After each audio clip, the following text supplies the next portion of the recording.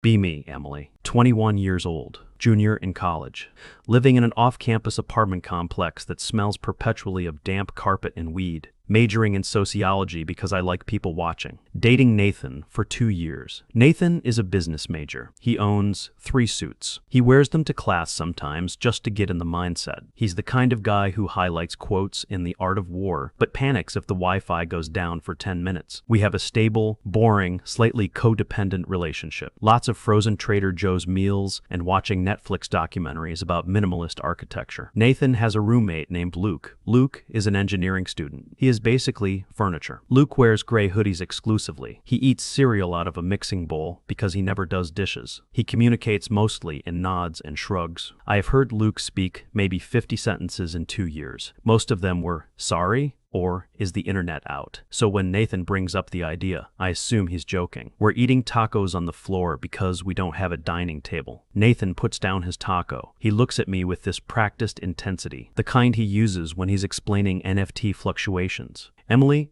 I think we've reached a plateau of intimacy," he says. I ask if he means we need to buy a table. He says no. He says he wants to open up the relationship. Specifically, he wants a threesome. I freeze. My mouth is full of cheese and buyer's remorse. He starts monologuing. It's clearly rehearsed. He talks about exploration and trust batteries and modern pair bonding. He says it's what mature couples do. He says it prevents stagnation. I tell him I'm not jealous. I'm just tired. I tell him I'm worried it'll change how he sees me.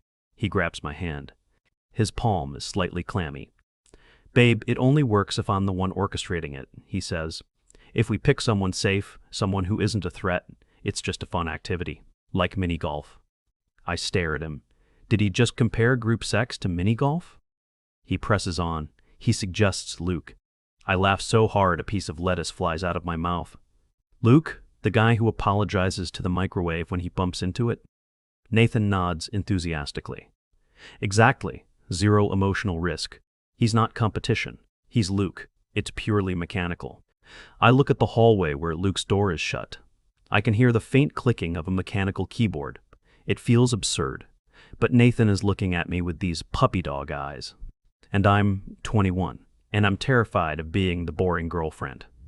I don't want to be the reason he feels stifled. I don't want to be the barrier to his self-actualization or whatever podcast he listened to this morning.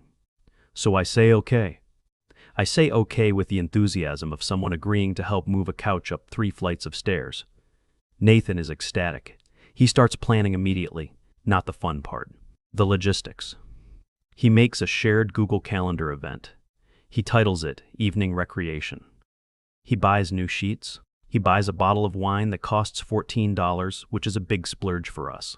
He talks to Luke. Apparently Luke just shrugged and said, "Okay, sure." Like Nathan asked him to take out the trash. Fast forward to Friday. The atmosphere in the apartment is radioactive. Nathan is pacing. He's wearing his casual but dominant outfit, which is just a t-shirt that is slightly too tight. Luke comes out of his room. He's wearing the same gray hoodie he always wears. He looks bored.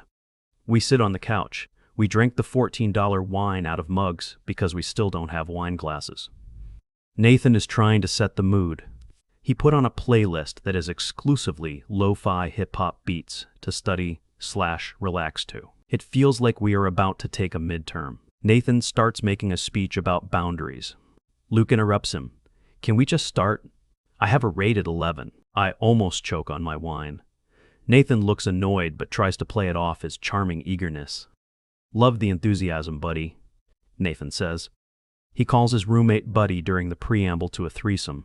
God help me. We move to the bedroom. It's awkward. It's so awkward. I am dissociating. I am thinking about the laundry pile in the corner. I am thinking about my unfinished sociology paper on suburban sprawl. Nathan is trying to direct. "Okay, Luke, you sit there, Emily. You come here." He's treating it like a photo shoot. He's checking angles. He's making sure he's the center of attention. And then, the shift happens.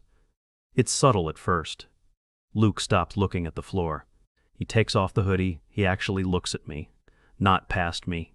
At me. And suddenly, Luke isn't the guy who eats dry cereal. Luke is focused. Luke is present. Luke knows exactly what he is doing. Nathan tries to give a command. Luke ignores it. Not rudely, just effortlessly.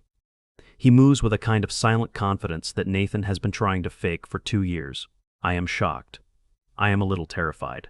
But I am also engaged. It's not that Luke is doing anything wild. It's just that he's not performing. Nathan is performing. Nathan is acting out a scene he wrote in his head. Luke is just existing in the moment, and the moment belongs to him. I look over at Nathan. He's stopped moving. He's watching. His face is a mixture of confusion and horror. He looks like a child who brought a toy to show and tell and then watched another kid play with it better. The power dynamic in the room flips. It flips so hard you can practically hear a suction noise. I look at Nathan for guidance. Usually he loves telling me what to do. But he's frozen. He's realized he is not the main character. He's the sidekick. He's the NPC in his own quest. Luke doesn't say a word. He doesn't need to. The energy is entirely his. When it's over, the silence is heavy enough to crush a soda can. Nobody says wow. Nobody says that was fun. Luke stands up. He puts his hoodie back on. He looks at Nathan. Thanks, he says. Flat tone, polite nod. He walks out of the room, closes his door. I hear the click of his keyboard resume within 30 seconds. Nathan is sitting on the edge of the bed. He is staring at a stain on the carpet. He looks small. He looks like his stock portfolio just crashed. I pull the duvet up. Are you okay? I ask. Stupid question. He stands up abruptly. Yeah. Fine. Great. Totally great. He starts getting dressed. Fully dressed. Jeans and a belt. At 11:15 p.m. I'm gonna go for a walk, he says. He leaves the apartment. I am left alone in the bed with the new sheets. I feel weirdly guilty. And weirdly impressed. And mostly just exhausted. The next morning is a Saturday. I wake up to the sound of aggressive cleaning. Nathan is vacuuming. He never vacuums. He is vacuuming around Luke's door with aggressive strokes. Bam, bam, bam. Hitting the baseboards. I walk out. Nathan is wearing a polo shirt tucked into sweatpants. A truly unhinged look. Morning. He barks. We need to talk about the chore chart. I rub my eyes. We don't have a chore chart, Nathan. Exactly, he yells. That is the problem. There is no structure. We are living in chaos. The door to Luke's room opens. Luke walks out, wearing boxers and a t-shirt. He looks completely rested. He looks normal. He walks past Nathan. Nathan flinches, physically flinches. Luke opens the fridge, takes out the milk carton, drinks directly from it. Usually Nathan would lecture him about germs. Today Nathan just stares at the floor. Morning, guys, Luke says. Cheery. He grabs a banana and walks back to his room. Nathan looks like he's about to cry. Did you see that? Nathan hisses at me. See what? The disrespect. The milk. He's mocking me. He's just drinking milk, Nathan. It's a power move, Emily. You don't understand the subtext. I make coffee. I realize this is going to be a long weekend. Enter Rachel, Nathan's older sister. Rachel is 28 going on 55. She works in HR for a tech startup that makes apps for dog anxiety. She has a master's degree in conflict resolution that she mentions every 15 minutes. Nathan called her. Of course he called her. She shows up at noon. She brings a bag of kale chips and a clipboard. Literally, a clipboard. Nathan tells me the household ecosystem is disrupted, she announces. She takes off her shoes and lines them up perfectly parallel to the wall. She sits us down on the couch. She ignores the fact that we don't have a third chair. She stands, looming over us. I'm not here to judge, she says. I'm here to facilitate a brave space for dialogue. Nathan nods solemnly. Thank you, Rachel. I just feel like my boundaries were fluid and nobody respected the container I built. I stare at him. The container, I ask. You mean the bedroom? Rachel holds up a hand. Emily, let's use I feel statements. Avoiding accusatory language helps us center our truth. She turns to Nathan. Nathan, tell us where the trauma is living in your body right now. Nathan points to his chest. I feel minimized. I feel like I offered a gift of vulnerability and it was weaponized against me. I can't believe this is happening. I look at Luke's door. It's shut, smart man. Rachel writes something on her clipboard. Okay. And Emily, do you acknowledge that you participated in a dynamic that decentered Nathan's emotional safety? I participated in the threesome he begged for, I snap. Rachel makes a tski sound. Defensiveness is a trauma response, Emily. I'm going to hold space for your anger, even though it's misdirected. She pulls out a color-coded chart. I've drafted a restorative justice plan for the apartment. Restorative justice, I ask. For a bad threesome? It wasn't bad, Nathan yells. It was technically proficient. It was just. Spiritually hollow. Rachel nods. Spiritual hollowness is a valid form of grief, Nathan. Let's sit with that. We sit with it. For an hour. Rachel makes us do breathing exercises. She tries to get Luke to come out. She knocks on his door. Luke, we're doing a feelings check-in. Your voice matters. Luke yells through the door. I'm in a ranked match. Go away. Rachel smiles tightly. Avoidance. Classic, dismissive. Avoidant attachment style. We'll put a pin in him. She leaves us with a list of affirmations we have to say to each other. Nathan posts his on the fridge. I am the architect of my own joy, it says. He looks miserable. Monday comes. The apartment dynamic has shifted from awkward to hostile. Nathan is doing everything he can to assert dominance without actually talking about the sex. He starts labeling his food. He puts tape on the floor to mark his side of the pantry. He changes the Wi-Fi password. He doesn't tell Luke. Luke comes out. Wi-Fi changed? He asks. Nathan doesn't look up from his textbook. I updated the security protocols. Rent is due on the 1st. Luke, internet is a privilege for those who contribute to the household morale. Luke blinks. I paid you on Venmo yesterday. It's not about the money. Luke, it's about the emotional currency. Luke sighs. What's the password, Nathan? Capital T trust. No one. Exclamation point. Luke types it in. Thanks. Walks away. Nathan slams his book shut. Did you see that smirk? He's gaslighting me. He didn't smirk, Nathan. He smirked with his energy, Emily. Wednesday night. It gets worse. We have a mutual friend's birthday party. At a bar. Nathan insists we go as a united front. He makes me wear a matching color to his shirt. We look like we work at a Target. Luke is there too. Luke is actually talking to people. Usually Luke stands in the corner. But tonight Luke is laughing. He's telling a story. A girl is touching his arm. Nathan is watching from the bar, gripping his beer so hard his knuckles are white. Look at him, Nathan mutters. He's peacocking. He's just talking, babe. He's using my moves. I told him that joke about the penguin. That's my joke. Nathan decides to intervene. He marches over, inserts himself into the circle. Hey guys, funny story. Speaking of penguins, he tries to tell the joke. He fumbles the punchline. Nobody laughs. Luke looks at him, kindly. It's okay, man. You'll get it next time. Patronizing, maybe, but Nathan explodes. Don't patronize me, Luke. I know what you did. The music stops. Everyone looks at us. Dude, what? Luke asks. You know, you violated the bro code. You crossed the streams. Nathan is shouting about Ghostbusters references now. I step in. Nathan, stop. No. I'm tired of pretending. I was the leader. It was my idea. People are whispering. I grab Nathan's arm. We are leaving, now. We walk out. Nathan is hyperventilating in the parking lot. I showed them. He pants. I established dominance. You yelled about penguins and ran away, I say. It's called disruptive innovation, Emily. Thursday. The bureaucracy begins. Nathan decides Luke has to move out. He prints out a generic eviction notice he found online. It has a watermark that says sample across the middle.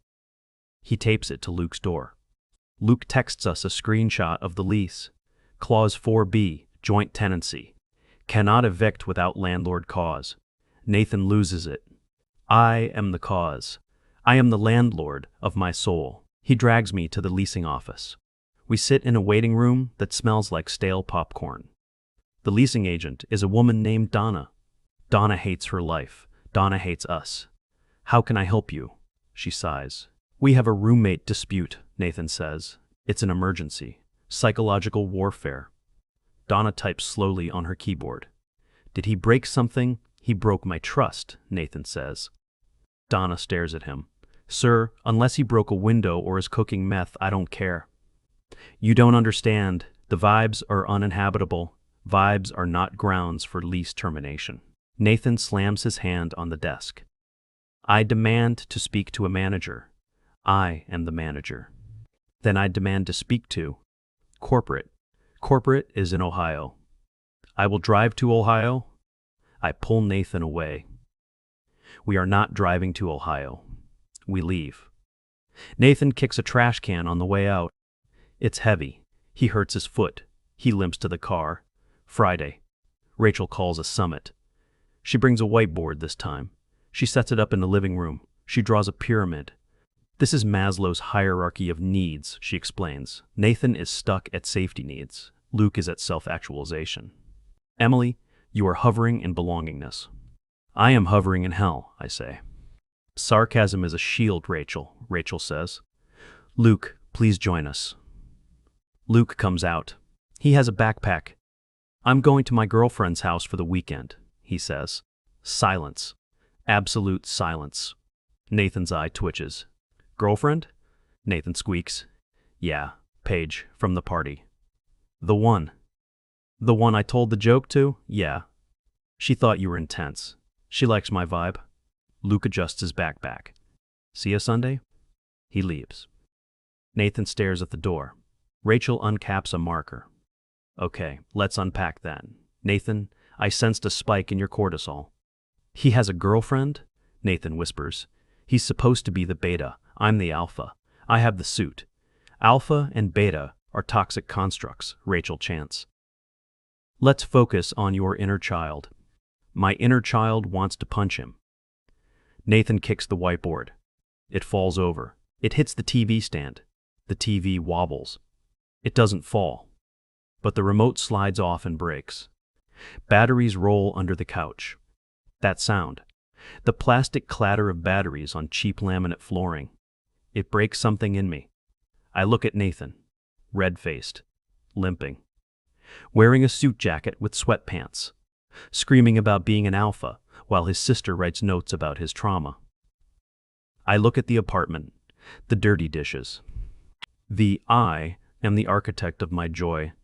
Note on the fridge. The piles of laundry. And I realize, I can't do this. I can't raise a 22-year-old man. I can't mediate between a narcissist and a wall. I can't listen to Rachel say, hold space one more time without committing a felony. I'm done, I say. Quietly, Nathan stops screaming. What? I'm done. We're done. Nathan laughs. Nervous laugh. Babe, don't be dramatic. We're just in a growth phase. Rachel said conflict is fertilizer. I don't want fertilizer, Nathan. I want a boyfriend who doesn't need a unresolution to handle a roommate. But the plan, the future, we were going to build an empire. You can't even build a sandwich without asking for validation, I say. Harsh, but necessary. Rachel steps in. Emily, I feel like you're projecting your own abandonment issues onto Nathan's visionary leadership style. Shut up, Rachel, I say. And take your shoes off the wall. I walk to the bedroom. I grab my bag. I start packing. Not everything, just the essentials. Toothbrush, charger, hoodie, laptop. Nathan stands in the doorway. You can't leave. We have a lease.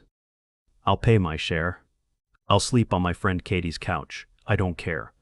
But what about us? There is no us, Nathan. There's just you and the audience you think is watching. He starts crying. Not sad crying. Angry crying. You're making a mistake. I'm going to be huge. I'm going to run this city. Start by running the dishwasher, I say. I zip my bag. I walk past him. Past Rachel, who is frantically writing on her clipboard. I'm noting this as a breakdown in synergy, she yells. I walk out the front door, down the 3 flights of stairs, past the broken buzzer. Into the cool night air. My car is parked on the street. I have a parking ticket. $45. I take it off the windshield, stare at it. It's annoying. It's a bureaucratic hassle.